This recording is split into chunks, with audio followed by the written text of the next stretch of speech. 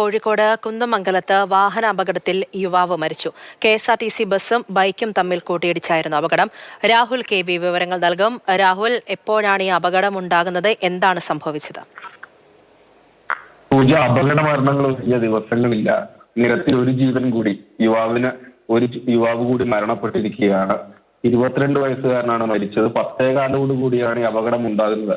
കുന്നമംഗലം ടൗണിൽ തന്നെ ഒരു മാളുണ്ട്. ആ മാളിന് മുൻവശത്ത് വെച്ചാണ് അപകടം.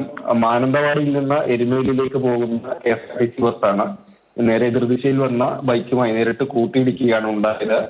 ബൈക്ക് ഓടിച്ച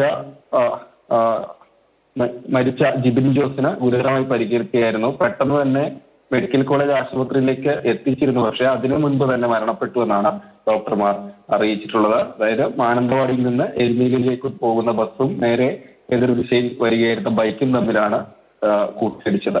പൂജ. ശരി, രാഹുൽ KV ആണ് വിവരങ്ങൾ നൽകിയത്. വീണ്ടും ഒരു അപകട മരണത്തിൽ